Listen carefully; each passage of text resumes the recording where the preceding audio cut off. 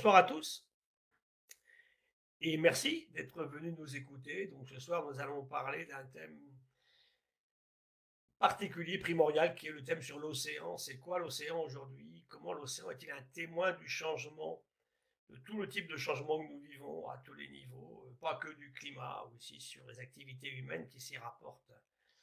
Et puis comment l'océan a-t-il vécu effectivement ce confinement des humains dans le cadre de cette crise de la Covid-19.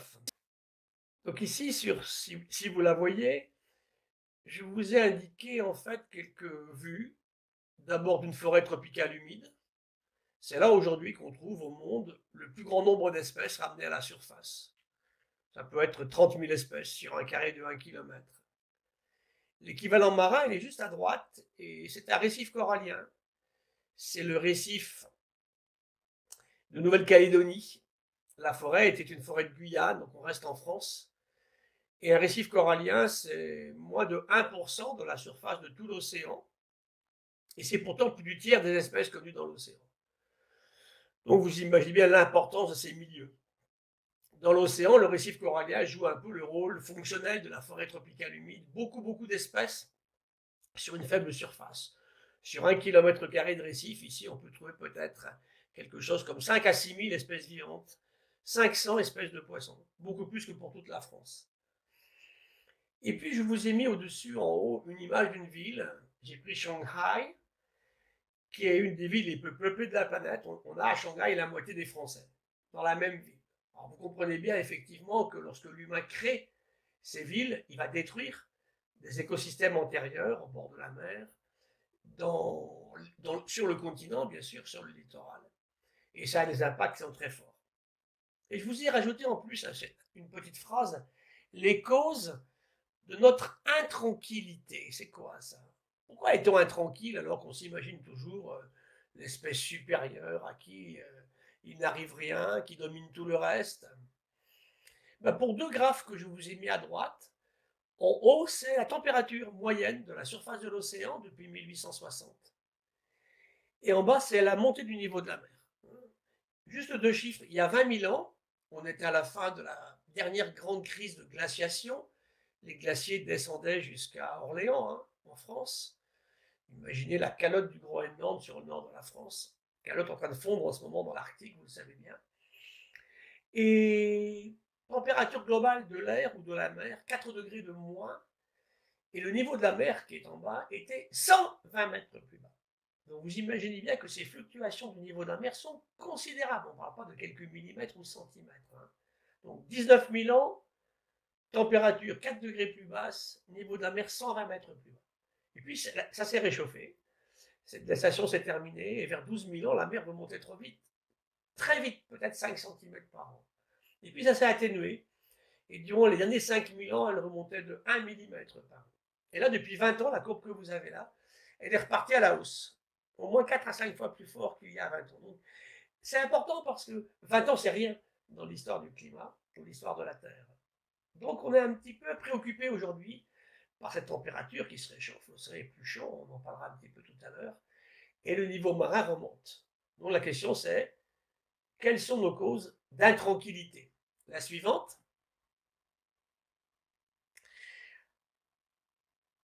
On va passer les quatre en même temps là. Voilà, là je vous ai mis une photo en fait d'un littoral marin, c'est la Nouvelle-Calédonie encore. Et puis en bas à gauche, c'est une image d'un estuaire. J'ai pris un estuaire à Madagascar, ça pourrait être n'importe où. Donc vous avez en amont de l'eau douce, qui n'est pas salée, et vous avez en aval la mer, qui est salée. Alors un océan mondial, hein, un seul océan, c'est le même partout. Si je prends de l'eau à 400 mètres de fond, n'importe où sur la Terre, je vais trouver la même composition océanique. Il y a plein de mers différentes. Hein, la mer Baltique, c'est pas la mer Méditerranée, c'est pas la mer de Chine ou c'est pas la mer chilienne, mais l'océan, c'est le même. Pacifique, Indien, Atlantique, c'est le même océan. Donc cet océan joue un rôle fondamental dans la régulation du climat parce qu'il est unique. Et quand on regarde une zone d'estuaire comme celle-là, on se rend compte que, en fait, quelle est la salinité de l'eau qui est au milieu là? C'est la vraie question. Et regardez sur le tableau que je vous ai indiqué dessus, l'image suivante. Et bien ça, les chiffres que vous voyez là, c'est votre sang. C'est votre sang en ce moment. Vous tous là qui m'écoutez. Vous regarderez votre prochaine prise de sang. Et vous verrez que vous avez 100 millimoles de chlorure. C'est intéressant ça. 140 millimoles de sodium. Mais c'est quoi le chlorure de sodium? C'est le sel de l'océan. Donc chaque humain en lui, grand, petit, rouge à point bleu ou jaune, garçon, fille, a la même composition de son sang. Et cette composition, si elle change un tout petit peu, la vie n'est pas possible. Quelques millimoles de potassium en plus, c'est le coma profond.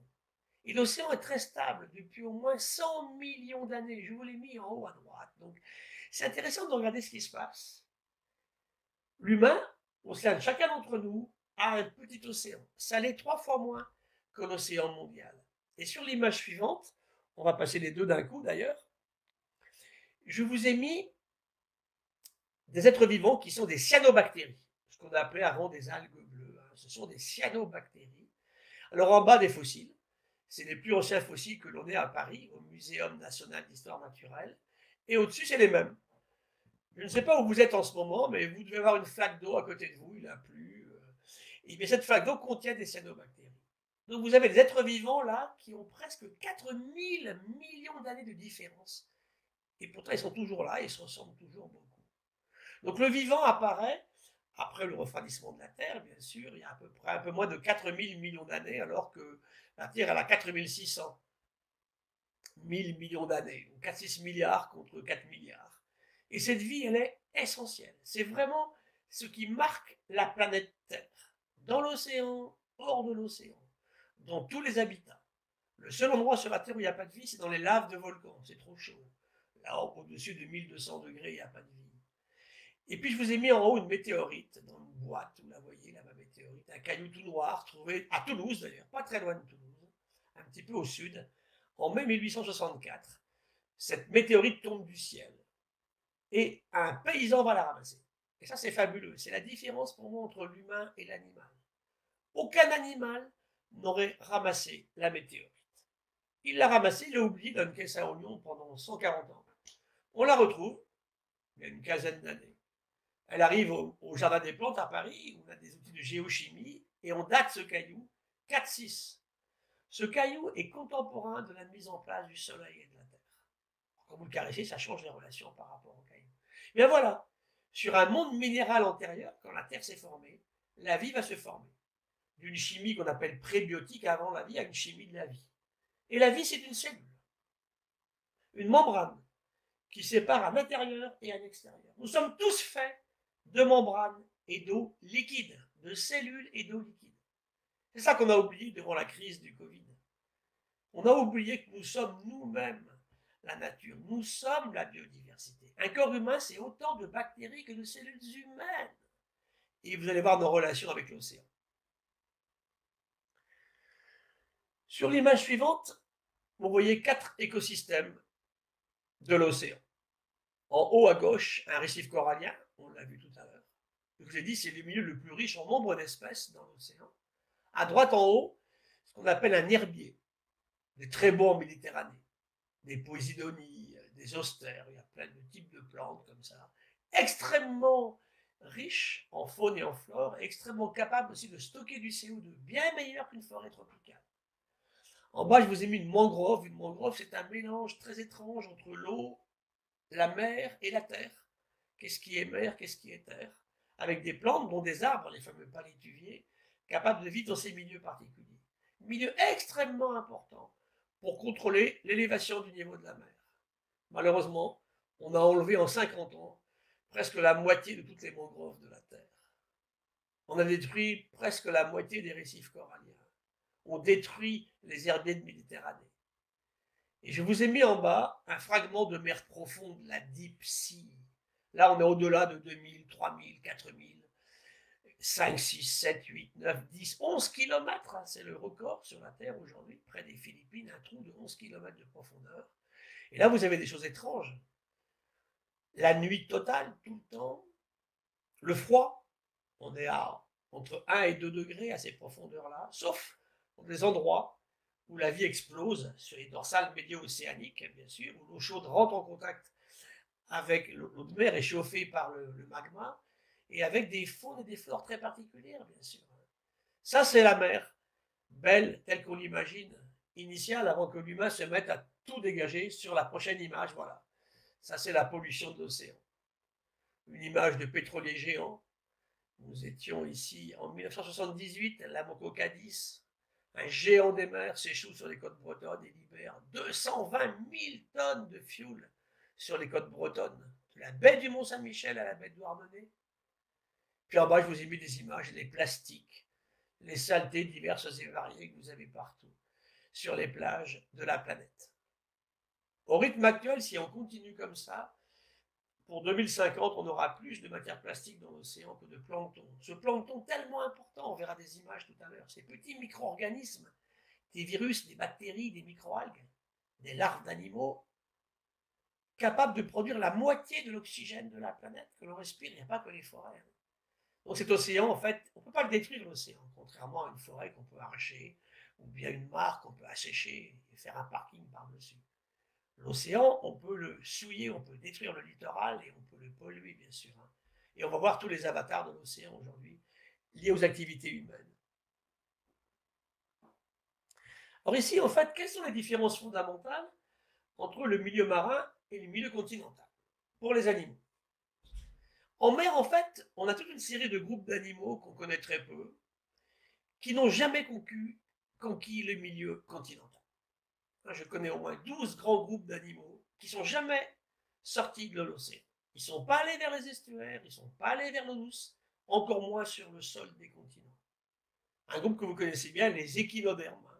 Oursins, étoiles de mer, les concombres de mer sont strictement océaniques. Et je vous ai mis des images ici d'une méduse océanique, d'une sèche. Les céphalopodes ne sont jamais sortis de l'océan non plus. Il y a quelques méduses d'eau douce. Et je vous ai mis un crabe également, et puis des poissons, ils sont marins ou d'eau douce, ou quelquefois les deux. Les saumons au milieu sont capables de passer de la mer à la rivière et de la rivière à la mer, comme le fait d'ailleurs l'anguille. Donc beaucoup de groupes ancestraux en mer qu'on connaît moins et qui ne sont pas passés sur Terre. À droite, qu'est-ce qu'on a sur Terre? Des groupes plus resserrés. Sur Terre, on a surtout des vertébrés, ça c'est clair, des mammifères, des oiseaux, il y en a aussi en mer, mais beaucoup plus sur Terre. On a aussi des poissons d'eau douce, bien évidemment, bien sûr, dans les milieux continentaux. Et beaucoup d'arthropodes. C'est quoi les arthropodes? C'est ces crustacés, ces insectes. Plus de la moitié de tout ce qui vit sur Terre en animaux, et en tout d'ailleurs comparé, ce sont des insectes. Les insectes ont réussi absolument partout, sauf en mer. Il n'y en a pas en mer. Deux ou trois pour le dire, mais il n'y a rien du tout. Donc, et des mollusques. Et les mollusques sont un groupe intéressant parce qu'ils ont bien réussi dans la mer, bien réussi dans les eaux douces et bien réussi sur Terre aussi. Ce sont des escargots. Vous avez une image ici. Donc, vous voyez que les faunes marines et terrestres sont différentes. Alors, voici une image qui, alors, ça ne vous dira rien du tout, mais je vous montre des groupes marins qui n'ont jamais quitté l'océan. Ils n'ont jamais été capables de quitter l'océan. Oursins, des acidies. On a également des siponculia, des groupes qui ne sont pas très connus. Cténozoaires sont des microméduses. Et puis en bas, le même genre de bestioles. Je vous ai mis aussi Chétoniates. Ce sont des groupes qui sont dans l'océan et jamais sortis de l'océan. Alors pourquoi? On pourrait se poser la question. Alors là-dedans, il y a des groupes très peu connus. Il y a même des groupes importants où il n'y a presque pas de représentants. Il y a un groupe qui regroupe 2 espèces connues sur des dents de homard en Norvège. Ça vit nulle part ailleurs. Donc vous voyez que c'est très étrange. Sur Terre, c'est jamais comme ça. Sur Terre, on a effectivement beaucoup de vertébrés, on a vu des mollusques, et puis les arthropodes, ces fameux insectes qu'on évoquait tout à l'heure. Donc là, vous avez des groupes qui effectivement sont que marins, ne sont jamais sortis de l'océan. Alors, la biodiversité marine, c'est quoi? Quand je vous parle de ça, vous allez me dire, bah c'est ça. Voilà. Là, je vous ai réunis. Nous sommes sur une plage de Guadeloupe, il y a une dizaine d'années, une trentaine de chercheurs de différents muséums du monde. On a fait un gros trou sur la plage, on gratte ce sable, et là, on trouve effectivement des animaux qu'on ne connaissait pas, parce qu'on n'était jamais allé les chercher de façon aussi profonde. Ce sont des microcrustacés. Alors là, je veux vous séduire. Je veux que vous m'aidiez à sauver la biodiversité. Donc, j'ai choisi des jolis. Voilà. Est-ce que c'est ça la biodiversité? Pas uniquement. Parce que la biodiversité, c'est ça aussi. En mer, c'est surtout ça. Une goutte d'eau de mer ce sont des milliards de virus, les tout petits points jaunes, des millions de bactéries, les moyens points jaunes, et les grosses taches jaunes, des protistes. Les protistes, ce sont de grosses cellules à noyaux, que sont par exemple les levures. Et sans levure, il n'y a pas de bière, il n'y a pas de vin, il n'y a pas de fromage. C'est intéressant de regarder ceci, bien sûr. Et puis, c'est aussi ces protistes, les microalgues marines, le phytoplancton, le plancton de l'océan. Et bien ça, cette goutte d'eau de mer que vous avez devant vous, là, qui est là depuis les origines de la vie sur la Terre, elle n'a pas beaucoup changé. Et c'est 98% du vivant dans l'océan. Les poissons, les baleines, c'est que 2% de tout ça. Donc imaginez que c'est d'abord ça la biodiversité marine, avant d'être des crustacés comme on a vu tout à l'heure. Et pour ça, on va faire des campagnes océaniques pour les mettre en évidence. Là, je vais rapprocher cette biodiversité marine de ce qu'est l'humain. Regardez. Donc, je passe celle-ci. On arrive à la suivante. Je vous ai mis une image ici d'acariens. Ce sont des petits arthropodes qui sont partout. Et ça, c'est une image d'acariens dans votre lit ce matin. Parce que vous y avez dormi, parce que vous allez y dormir tous les jours. Ils s'installent. Ils vivent dans vos draps. Qu'est-ce qu'ils mangent? Les cheveux, les poils, tout ce qu'on trouve dans un lit humain le matin, des cellules de la peau qui se sont détachées. Et chaque humain a dans son lit, chaque matin, entre 1 et 2 millions d'acariens comme ça. C'est intéressant. Ils sont partout. Ils sont en mer, ils sont sur terre, ils sont en eau douce. C'est pour vous démontrer qu'on ne peut pas échapper à la biodiversité. On est dedans jusqu'au cou en permanence. Et je vous le répète, un corps humain, c'est autant de bactéries que de cellules humaines. On va regarder par rapport au niveau marin. Image suivante. Voilà, c'est ça la biodiversité. Là, vous avez une image de pain, de fromage, de vin. Si j'enlève le nickel des couverts qui sont là et le verre des bouteilles, ce n'est que de la biodiversité. Et c'est beaucoup plus ça la biodiversité, bien sûr, que ce qu'on a vu tout à l'heure, une collection de crustacés ou bien une collection de papillons. Là, effectivement, ces fromages n'existeraient pas sans la biodiversité. Et n'oubliez jamais une chose, vous ne mangez que cela. On ne mange pas un cristal de quartz ou un caillou, un morceau de charbon. On ne mange que ça, du vivant. Et un corps humain, c'est de l'eau liquide. Et tout à l'heure, on a dit, ce sont des bactéries. C'est pareil pour ces denrées alimentaires qu'on a sur une table. Et sur l'image suivante, je vous ai mis ici en bas une vache. Bah, écoutez, cette vache, elle a été choisie parmi 1,3 million d'animaux connus sur la Terre. Pourquoi la vache? Elle devait être facile à élever. Et tout le monde mange de la vache. Sauf les végétariens ou les véganes, mais dans tous les pays du monde, on mange de la vache. Vous mangez 5 espèces d'animaux. Les 8 milliards d'humains mangent 5 espèces d'animaux. Le cochon, encore pas tous, hein, mais la vache, le poulet, bien sûr, les moutons. Donc c'est intéressant. Le cheval, de moins en moins, ça dépend des populations. Le lapin, un petit peu. On élève des chiens et des chats, mais on ne les mange pas. Vous voyez que c'est intéressant de réfléchir à ceci. Et sur l'image suivante, ici, là, je vous ai mis 2 livres. On va prendre la suivante et la suivante. En bas, il s'appelle Jamais seul. C'est un livre écrit par mon ami Marc-André Sellos où il raconte l'histoire de ce qu'est un arbre. Un arbre, c'est une association incroyable entre des micro-organismes, virus, bactéries, protistes, ses racines, ses feuilles, son tronc, ses branches. Un arbre n'est jamais seul. Et bien figurez-vous, c'est le livre qui est au-dessus, c'est pareil pour vous, un livre d'Éric Batteste. On est tous entrelacés. Un corps humain, c'est un entrelac incroyable de micro-organismes et de cellules humaines. Et le drame, et on l'a bien vu durant ce qui s'est passé avec la Covid-19, qu'est-ce qu'il a ciblé, ce petit virus? Les gens fragiles. Les gens fragiles qui étaient des personnes âgées, c'est très net, ça sort très très bien. On meurt d'abord parce qu'on est vieux. Et la deuxième cause, c'est la sédentarité et l'obésité. Tous ces gens plus jeunes, qui ne faisaient pas de force physique, jamais de sport, qui mangeaient très mal et qui étaient gros, sont morts en priorité. Donc c'est intéressant parce que ce petit virus, il est très infectieux, mais il n'est pas très méchant. Il va tuer moins de 1% des gens, hein, sur la Terre, c'est pas... Rien à voir avec la grande grippe dite espagnole, qui n'est rien d'espagnol d'ailleurs, hein, qui il y a un siècle exactement nous tue presque la moitié des humains, 40% des humains meurent, hein, il y a un siècle. Et beaucoup de jeunes. Donc ça veut dire qu'il révèle des fragilités. Il révèle des gens qui en fait ont des comportements et des modes de vie qui ne sont pas corrects pour vivre longtemps en bonne santé dans de bonnes conditions. Donc nous sommes tous entrelacés. C'est pour vous démontrer que cette biodiversité, elle est essentielle. On va revenir aux marins. Regardez, on a eu des grandes crises d'extinction dans le passé.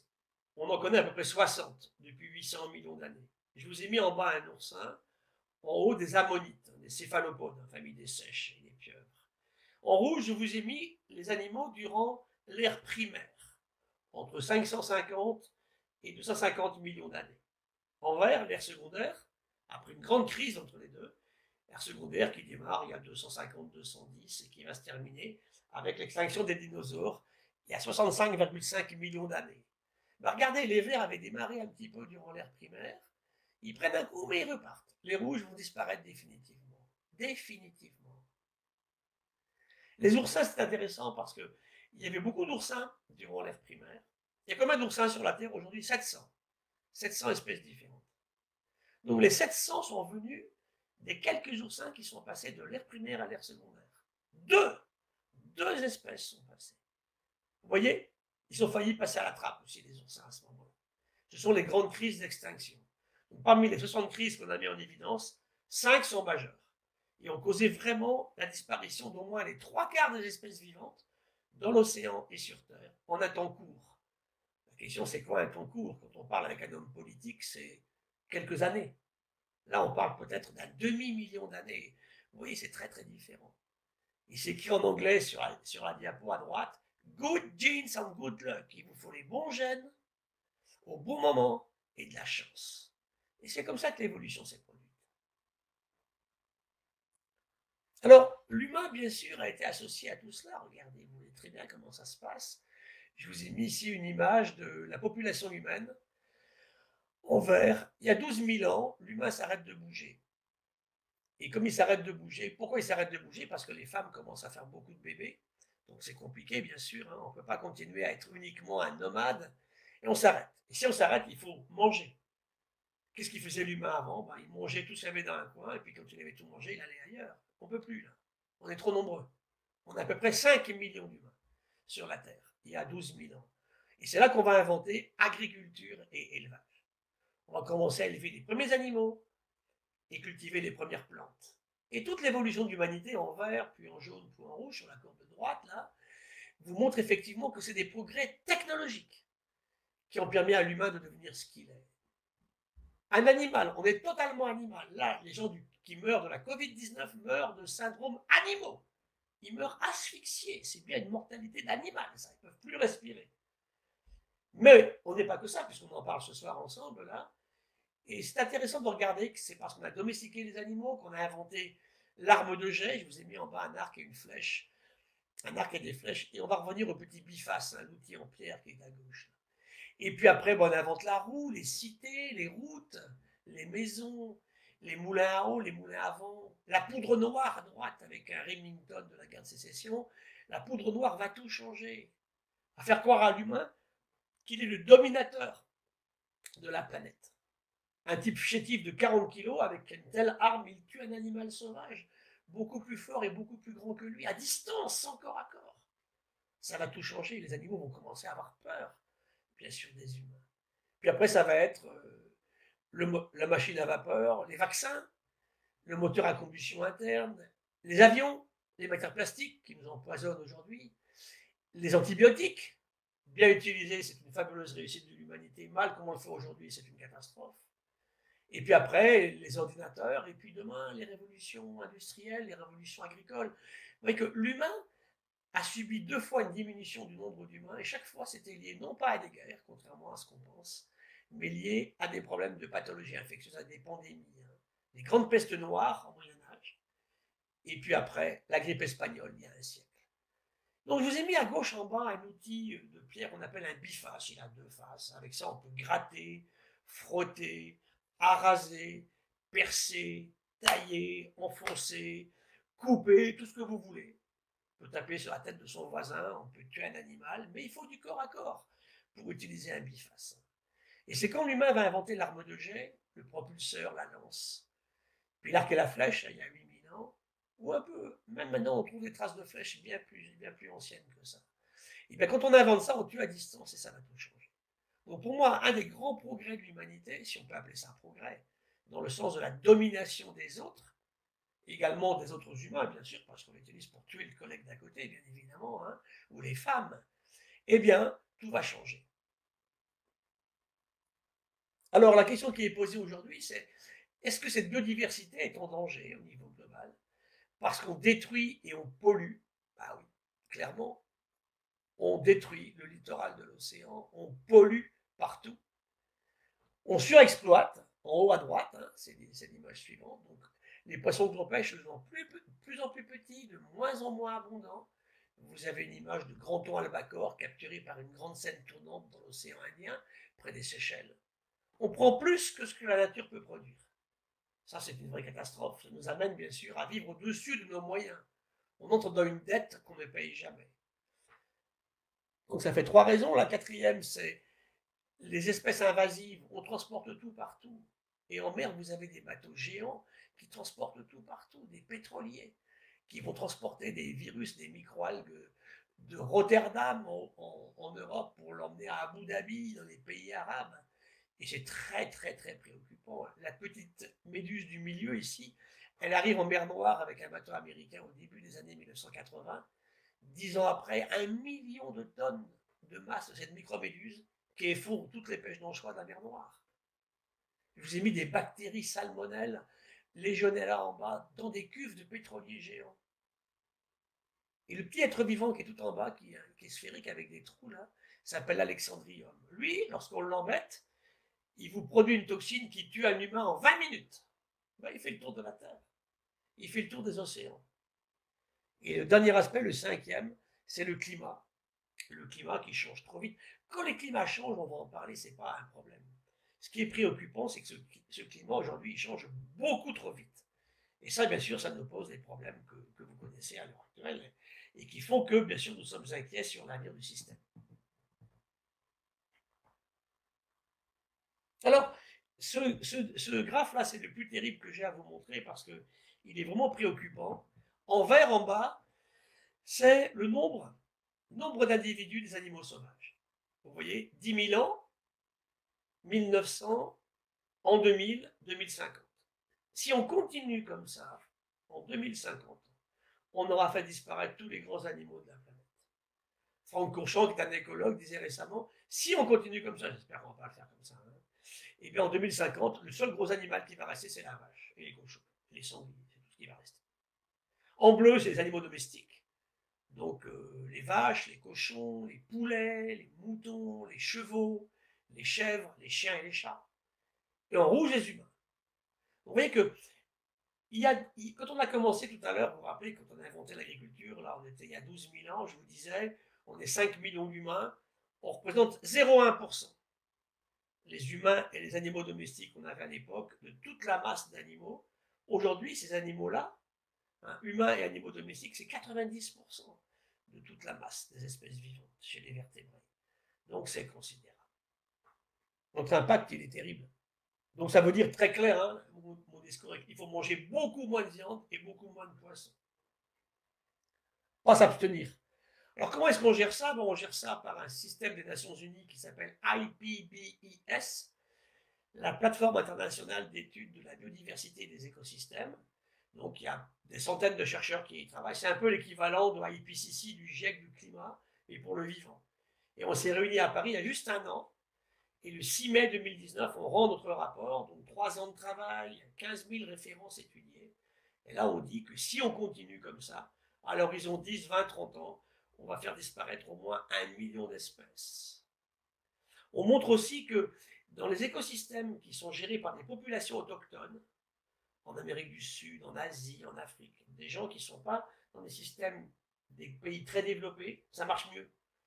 Leur faune et leur flore sont en meilleur état que chez nous. On le comprend hein, quand on voit l'artificialisation. En France, on perd l'équivalent de la surface d'un département tous les 7 ans aujourd'hui. Alors, comment est-ce que la grande presse relate tout cela?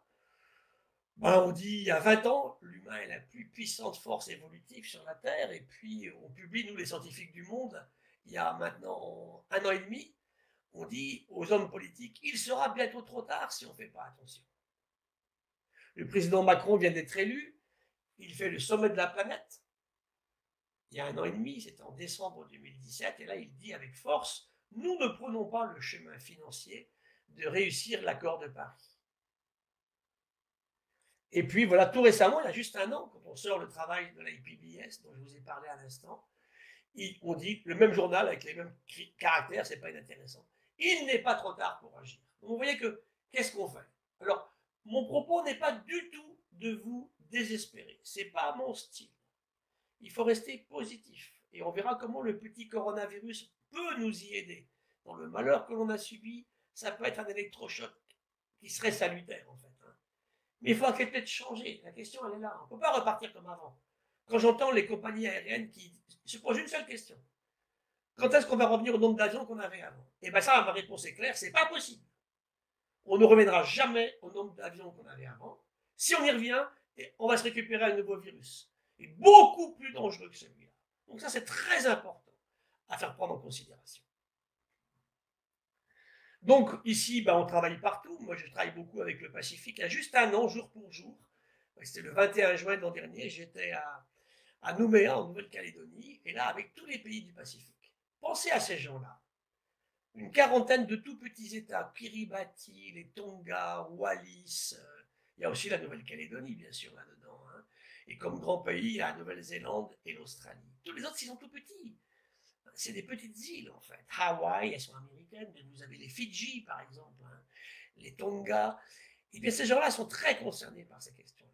Parce que eux, ils vivent dans une toute petite terre entourée par une immense mer. Et là, vous avez tous les présidents de ces États, et on s'était réunis pour réfléchir ensemble sur ce qu'est aujourd'hui la biodiversité dans les îles du Pacifique. Et quel était le danger amené par l'effondrement de ce vivant d'un côté et le climat qui change trop vite de l'autre. La suivante, voilà, un littoral. Je vous laisse trouver la ville tout seul, une grande ville du sud de la France, au bord de la mer, sur la mer Méditerranée. Il n'y a plus 1 mètre de littoral qui ne soit pas bétonné. En fait. Et là, vous avez des humains qui se sont accumulés, qui construisent des bâtiments partout. Donc je vous disais, on ne peut pas détruire l'océan. On peut détruire, bien sûr, le littoral, et c'est le principal problème que l'on vit sur les côtes. Regardez ce qu'on a fait de l'Espagne, ou de la Croatie, par exemple, ou de la Grèce par endroits, de la Turquie, partout. Hein. On construit beaucoup trop sur la côte. Toutes les grandes villes du monde sont au bord de la mer. Hein. Si vous enlevez Paris, si vous enlevez Chicago, si vous enlevez effectivement Moscou, toutes les grandes villes du monde sont au bord de la mer. Presque toutes. En Chine, en Asie, en Afrique, en Amérique du Sud. Les humains adorent. Hein. Les villes du Brésil, les grandes, elles sont au bord de la mer. En Inde, elles sont au bord de la mer, à part Delhi. Vous voyez que c'est très important de réfléchir en permanence sur l'importance de l'océan. Alors finalement, qu'est-ce qui est parti dans l'océan? Ben, pas ce qu'on connaît depuis 4 siècles. Hein. On dit à peu près 1000 espèces, un peu moins, 900 espèces. Parti pour le global et simplement moins de 20 pour l'océan. Donc on me dit, bah écoutez, c'est pas grave alors, parce qu'on n'a pas la comptabilité. Et c'est la raison pour laquelle je n'aime pas le terme d'extinction pour moi. Pour moi, il y a eu des extinctions dans le passé, ça c'est clair. Un grand accident climatique, un volcan qui crache, des énormes problèmes, ça s'éteint. Nous, ce à quoi on assiste aujourd'hui, c'est un effondrement des populations vivantes depuis un certain temps. Et on voit donc un nombre très important d'espèces qui, en fait, s'en vont, diminuent. Elles n'ont pas encore disparu, mais ça pourrait se passer si on continue comme ça. Ben voilà, une des rares espèces marines en Europe que je peux vous citer qui a disparu. Il n'y en a pas beaucoup, hein, j'ai cherché pour la trouver. Hein. Donc quand les écolos disent extinction, non, c'est pas encore une extinction. Ça peut arriver encore une fois, bien évidemment, hein, si on continue comme ça. Mais si on réagit, en s'y prenant différemment, cette espèce-là, bah, elle vivait en Hollande. Et quand vous la cherchez aujourd'hui, bah, vous trouvez des champs avec des vaches. Voilà pourquoi elle est partie. Et on ne s'en est pas préoccupé à l'époque, dans les années juste après la guerre. Alors, maintenant, quand on regarde cette biodiversité marine, comment est-ce qu'on peut l'étudier? Et un des moyens forts pour nous, ça a été Tara, un voilier, un grand voilier, qui appartenait auparavant d'ailleurs au docteur Jean-Louis Etienne. Il s'appelait Antarctica, ce bateau, il l'a construit dans les années 80 pour faire une dérive arctique, pour aller dériver dans l'Arctique. Alors il fait ce bateau, il fait une dérive arctique. Et au début des années 90, il n'a plus d'argent, il fait un peu de charter avec des gens riches, mais bon, ça colle pas, donc il décide de vendre ce bateau. Et ce bateau est acheté par un des plus grands navigateurs du monde, le tabarly néo-zélandais Peter Blake. Blake a été le premier vainqueur de la route, de la course autour du monde, du Vendée Globe. Et Peter Blake va être assassiné sur ce bateau. Et ça va être un moment terrible. C'était le héros de la Nouvelle-Zélande, hein, faut voir un peu, au Brésil. Donc ce bateau, il va croupir dans le port de Camaret-sur-Mer, en Bretagne, dans le Finistère, pendant des années. Il va être acheté par un groupe privé, Agnès B, qui va l'offrir à la science. Et c'est comme ça qu'est né le projet Tara. Tara, c'est un bateau, avec, par rapport à Darwin, un tour du monde comme il l'avait fait, à la fin du 19e, mais en plus avec des séquenceurs qui nous permettent de séquencer tout l'ADN de l'océan, de la surface, de la superficie. Donc regardez, voilà, on va découvrir comme ça sur 4 années, 2009-2013, 600 000 nouvelles séquences d'êtres vivants qu'on ne connaissait pas. Des virus, des bactéries et des protistes. Là, vous avez des protistes, des microalgues, du phytoplancton. C'est merveilleusement beau, c'est magnifique. C'est eux qui nous font notre oxygène avec les forêts tropicales. On connaissait à l'époque 300 000 espèces. On double le nombre d'espèces connues sur une manip de 4 ans autour du monde. Et regardez les relations que l'on a avec ces micro-organismes. Eh bien, nous partageons un tiers de notre ADN, nous les humains, avec ces êtres vivants qui sont là. 2 tiers avec une mouche. Alors, l'humain à part? Non. L'humain est dans le système du vivant, il ne peut pas y échapper. Il ne mange que cela. Il ne coopère qu'avec cela. Si la coopération avec nos bactéries intérieures ne va pas, c'est le diabète, c'est l'obésité, puis c'est la mort. Et regardez, quand on nous parle effectivement de compétition, en disant il n'y a que la compétition qui compte, c'est faux. Là, on a regardé 100 000 associations de microalgues marines. Et bien regardez, il y a infiniment plus de coopération, de mutualisme, de symbiose, d'entraide dans le vivant que de compétition. Ça peut exister, on a quelques cas de compétition, bien sûr, il y a diatomées à droite et de la compétition. Mais sinon, c'est pas ça. Pour qu'on s'en sorte, c'est surtout pas entrer en compétition aiguë, sinon c'est la fin du système. S'entraider. Et pendant la crise du Covid, on a tout vu, on a vu des merveilleuses entraides, des merveilleux moments d'humanité, puis des horreurs aussi. On allait dire à une infirmière qu'elle ne pouvait pas rentrer chez elle parce qu'elle allait ramener le virus dans l'immeuble. En tout cas, le vivant nous démontre que c'est la coopération qui prime. Et ça marche aussi depuis, on l'a dit tout à l'heure, hein, presque 4 000 millions d'années dans cet océan ancestral. Les pêches. Les pêches, c'est en bleu. Vous voyez qu'il y a 50 ans, 70 ans, on pêchait, on avait déjà éteint les baleines et les harengs de la mer du Nord. Mais il n'y avait pas vraiment beaucoup de surpêche. Donc c'est vrai aujourd'hui, quand on regarde ce qui se passe, c'est qu'on est sur un système où bon, on est arrivé en haut en bleu, on pêche de plus en plus fort. C'est la courbe que je vous ai mis ici après là en rouge, la flèche rouge. Hein. Vous voyez que là, ben, écoutez, l'effort de pêche est de plus en plus grand, ce qui veut dire que pour pêcher pareil, on dépense plus. Vous voyez que depuis 1990, la capture mondiale n'augmente pas. Malgré beaucoup plus de systèmes très performants pour détecter les stocks et pour les pêcher, on ne débarque pas plus. Donc un problème, les pêches mondiales sont au taquet. On ne peut pas débarquer plus. Donc on s'est dit, si on ne peut pas pêcher plus, il faut qu'on fasse de l'élevage dans l'eau, de l'aquaculture. Regardez sur la pêche. La suivante. Là, je vous montre en fait des images de concours de pêche. 1926, 57, 80, 2007. C'est très masculin cette histoire-là, parce que c'est l'humain, c'est le mâle chez l'homme, c'est pas la femme. Hein. Le mâle, il veut le plus gros poisson possible.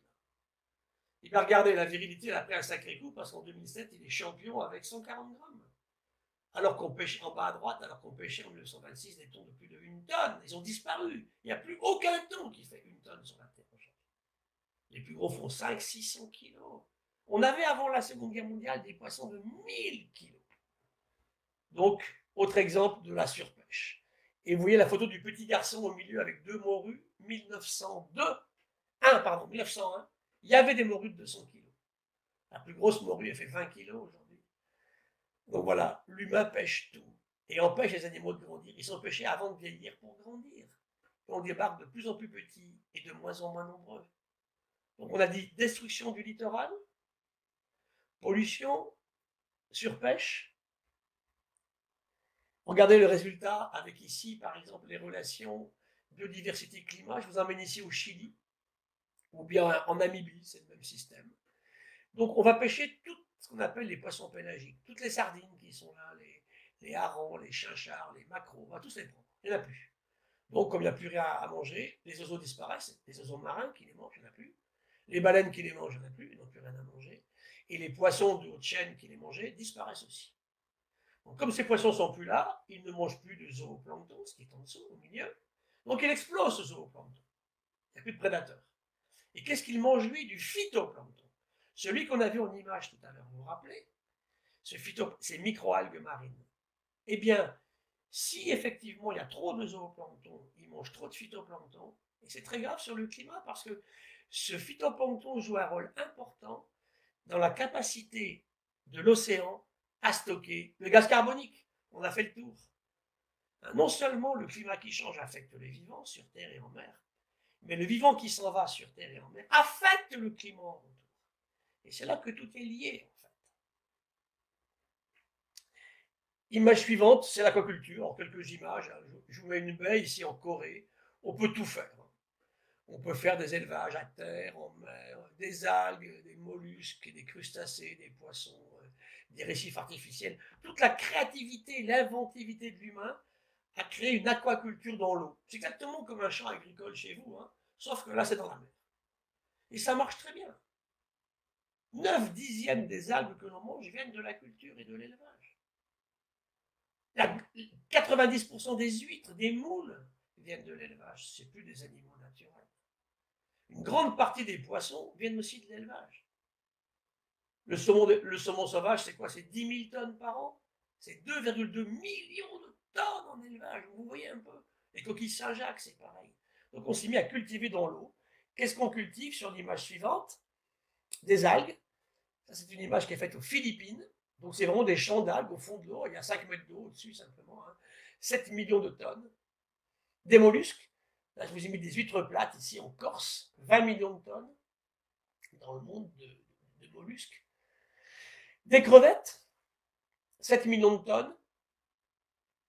Et puis des poissons. 50 millions de tonnes de poissons d'élevage. Aujourd'hui, il y a plus de production en élevage que de pêche. Et surtout en valeur financière. L'aquaculture, c'est beaucoup plus que la pêche. Parce qu'on n'élève pas des animaux qui valent 1 centime le kilo, on élève des animaux qui valent cher. Des coquilles Saint-Jacques, des huîtres, des saumons, des turbos, des algues de haute qualité, pour soit faire des produits marins dont on a besoin, soit pour directement les consommer.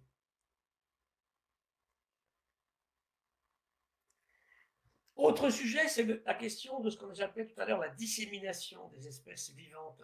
Là, je vous ai mis une image idyllique de mon pays catalan, chez moi, à Bagnols-sur-Mer. Voilà. Vous avez une jolie image un soir, il fait beau, et puis vous regardez cette mer Méditerranée qui n'est pas polluée là. Et puis vous regardez ce qui s'y trouve.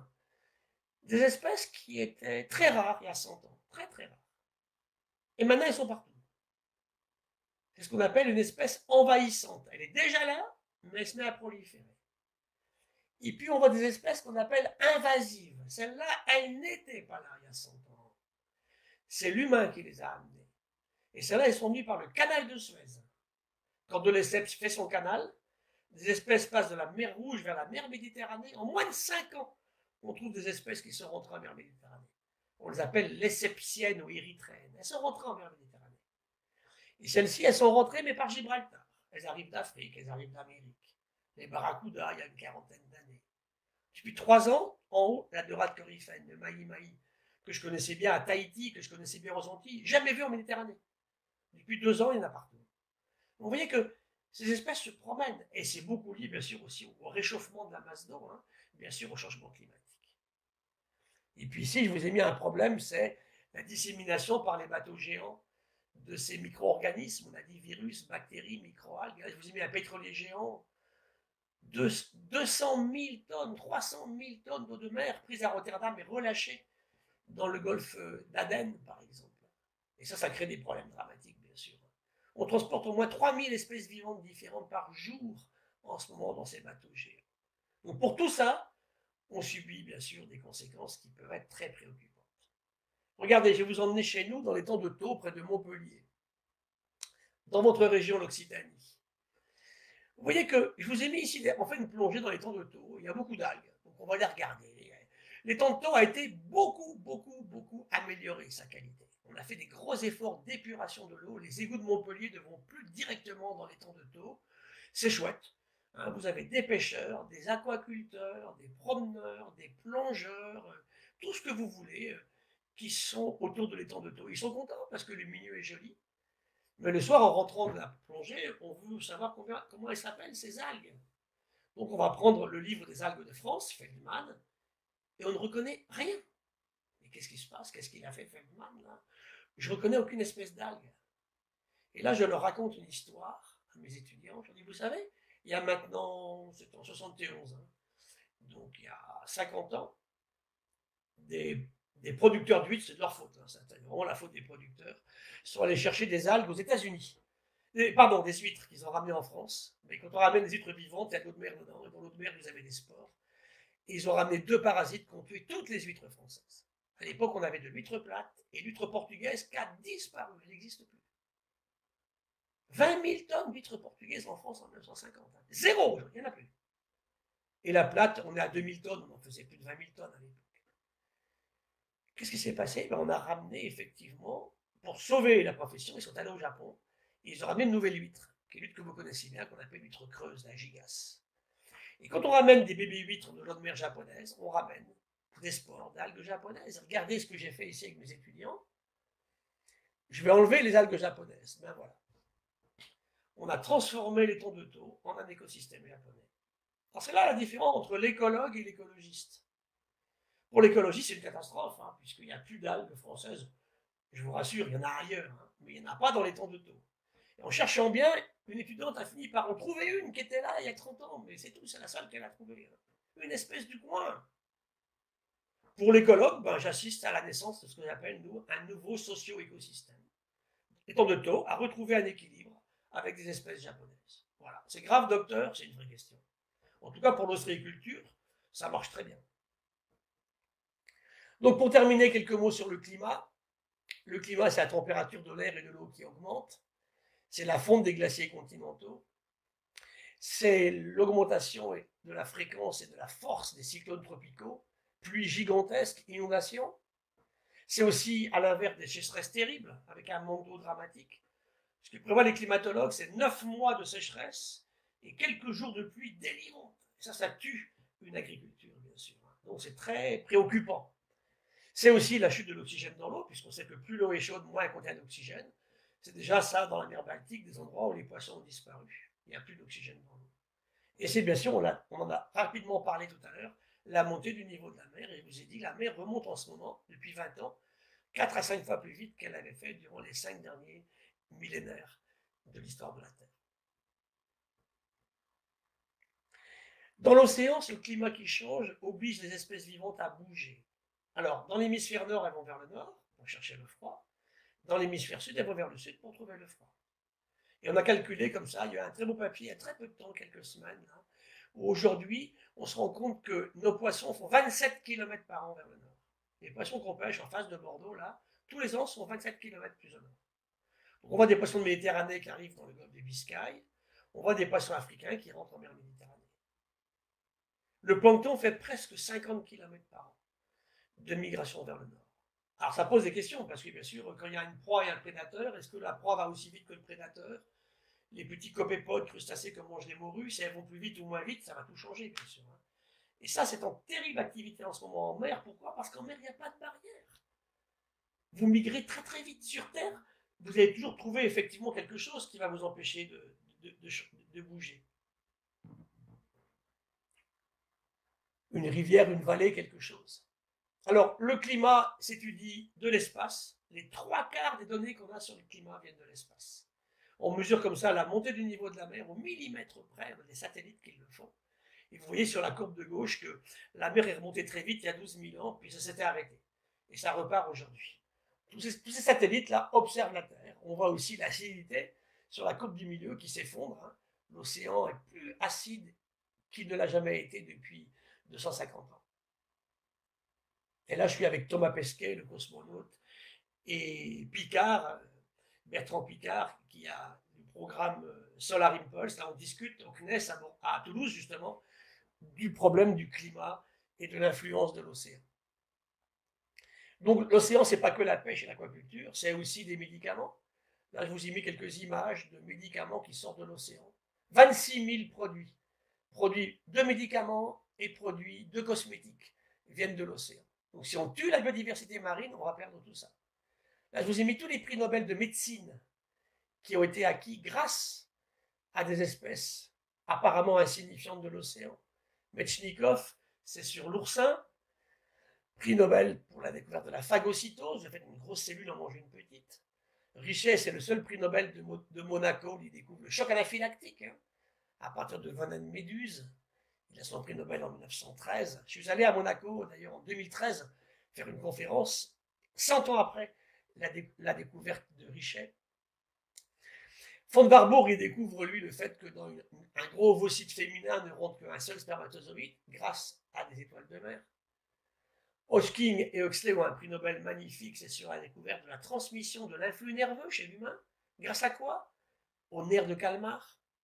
Il est 1000 fois plus gros que le nôtre en section. Kandel, lui, découvre les clés de la mémoire dans la maladie d'Alzheimer, et il découvre ça grâce à des limaces de mer. Quoi, un tout petit cerveau avec 20 000 neurones, nous on a des milliards de neurones dans nos cerveaux. Et il comprend comment la mémoire s'installe sur des bases moléculaires. Qu'est-ce qui se passe dans une perte de mémoire lors du vieillissement? Hunt, lui, va découvrir tout simplement la molécule clé du cancer, c'est fou. Hein, il va découvrir effectivement que le cancer est lié à une molécule qu'on a appelée après d'ailleurs une molécule de division cellulaire, hein, le promoting myosin factor, la cycline, grâce à des étoiles de mer. Il a le prix Nobel en 2001. Simon Murat travaille sur les protéines de couleur qui sont très importantes maintenant dans les laboratoires de biologie moléculaire sur des méduses. Et les trois découvrent les mécanismes du vieillissement grâce à un petit truc qui s'appelle tétrahyména qui est en haut là, de l'image, en vert, un petit cilié dans l'eau de mer. Vous voyez que tous ces êtres vivants nous ont aidés à avancer incroyablement au niveau médical. En haut, je vous montre comment on met au point un anticancéreux. Vous voyez qu'il y a un œuf d'étoile de mer qui se forme. Je vais le bloquer avec une substance que j'ai mis au point. Dans l'image du milieu, je ne bloque, c'est la division normale, hein, 2 cellules, 4 cellules. À gauche, je l'ai bloqué dès le départ, il n'y a pas de division. Et à droite, je micro-injecte mon produit que dans un des 4, mais il s'arrête. Voilà, je tiens un super anticancéreux, grâce à l'étoile de mer. Ça a été mis au point à Roscoff, en Bretagne. Voilà, donc sur le climat, on travaille sur on fait des passages vers les humains, vers les Français. Changement climatique et santé publique, changement climatique, précipitation et température, changement climatique, remontée du niveau de la mer. Que faire devant le changement climatique? Il faut les lire, ces rapports. Et je vais terminer par un poil de philosophie. Vous voyez que le littoral change beaucoup. Hein. C'est ici, en face de Bordeaux, à Soulac, ce grand bâtiment qui est là, il a disparu. Les bunkers de la Wehrmacht sont tous partis sur une tempête de mars 2015. Ils ont descendu la dune sur 60 mètres par endroit. Le trait de côte recule. Et pour le maire de Lacanau, croyez-moi que le changement climatique et le retrait du trait de côte, c'est pas une histoire d'écolo farfelu. Hein. Voilà, donc la philosophie, bien, Sri Aurobindo qui disait déjà, à une époque où il n'y avait ni écologisme ni écologie, il disait, je vous laisse lire hein, ce qu'il disait, changement intérieur profond face au développement gigantesque de la vie extérieure créée par l'humain. Il disait, si l'humanité veut survivre, il faut une transformation radicale de la nature humaine. Et pour moi, pour un biologiste, ça s'appelle une métamorphose. Et on va finir par quelqu'un que vous connaissez bien, en philosophe, c'est Edgar Morin. Alors en fait, quels sont les avantages, je vais finir par Edgar tout à l'heure, quels sont les avantages du vivant par rapport à nos économies? Le vivant innove en permanence, tous les jours. Le vivant change en permanence et il invente des nouvelles choses. On a vu presque 4000 millions d'années de recherche et développement. Cette innovation du vivant, elle est utilisable par tous, y compris pour les gilets jaunes. Aujourd'hui, on crève de nos différences sociales qu'on a créées nous-mêmes, qui sont dramatiques. Par exemple, ceux qui m'ulcèrent, pourquoi? Parce qu'on est pauvre, on doit manger des saletés. Et c'est là qu'on est vraiment sur quelque chose qui est absolument ahurissant. On a les moyens de changer ça. Mais il faut un fort changement de tout le monde. Ce que le vivant ne ferait jamais. Le vivant fait tout avec très peu d'énergie. Une libellule, elle vole à 100 km/h avec 2 watts. Le vivant n'invente jamais un produit qui va l'empoisonner. Le vivant peut faire des poisons très violents qui vont tuer un animal tué par un autre, une vipère qui mord. Par contre, jamais elle invente un produit que globalement le système vivant ne sait pas dégrader. Nous, on a inventé 50 000 molécules depuis les années 50, dont nos pesticides et insecticides et herbicides. On ne sait pas s'en débarrasser. Et la nature ne sait pas non plus s'en débarrasser. Regardez ce qui s'est passé en Martinique et Guadeloupe avec le chlordécone, où pour gagner 5 centimes sur le prix du kilo de banane, on a tué ces îles pour 2 siècles. Ça, c'est une politique, excusez-moi, mais absolument dramatique. Conclusion, stopper cette économie actuelle qui est vraiment, pour moi, vraiment stupide et suicidaire, qui consiste à gagner de l'argent en détruisant l'océan et la nature ou en la surexploitant. Il faut passer à autre chose. Ça, c'est absolument fondamental. Regardez ici sur le biomimétisme, comment on peut avancer. On va s'inspirer du vivant pour inventer de nouvelles technologies. Je suis président du CEBIOS. Le CEBIOS, vous irez voir sur Internet, c'est le Centre européen d'excellence sur le biomimétisme et la bioinspiration. Il y a 400 entreprises françaises avec nous, on est basé à Senlis, dans la région parisienne. Et dans toutes les disciplines qui sont là, on fait avancer le progrès humain comme le ferait la nature. Sans pollution, sans détruire, avec très peu d'énergie, utilisable par tous, recyclable et qui marche mieux. On peut en rêver. Voilà, je finirai sur Edgar, on a eu un joli débat il y a juste un an, c'était en mars 2019 à Montpellier. Et le débat, c'était, moi j'écoutais hier le professeur Raoult à l'Assemblée nationale, et le débat avec Edgar, c'était, est-ce que la controverse scientifique est utile au débat public? La réponse est évidemment oui. Et Edgar nous dit, la Terre, c'est un vaisseau spatial. Je ne sais pas si vous l'avez vu, Edgar, hier matin, il était avec Léa Salamé, sur France Inter. Donc, podcastez ce qu'il a dit, c'est génial. Edgar va avoir 99 ans dans 10 jours. On attend ses 100 ans dans un an. Il est né en 1921. Et il dit, la Terre, c'est un avion à 4 moteurs. La science, la technique, l'économie et le profit dans l'économie capitaliste. Mais il dit, chaque moteur peut être très bénéfique pour l'humanité ou très délétère. Il dit, le problème est catastrophique. Alors moi, je ne suis pas un catastrophiste, donc je n'utilise pas ce mot, mais c'est vrai que si on réfléchit bien à ce qui se passe, on est un peu inquiet, évidemment. Même moi qui fais attention, je ne suis pas totalement rassuré. Pensez à mes jeunes, moi je suis professeur dans plein d'écoles ou d'universités, j'ai du mal. Qu'est-ce que je leur dis? Je ne vais pas leur raconter des bobards, mais il faut quand même leur garder de l'espoir. Parce qu'il dit, Edgar, il y a toujours eu de l'improbable dans l'histoire humaine. Des tas de moments où le probable devait se produire, ça ne s'est pas produit. Mais pour que cette probable ne se produise pas, il faut changer.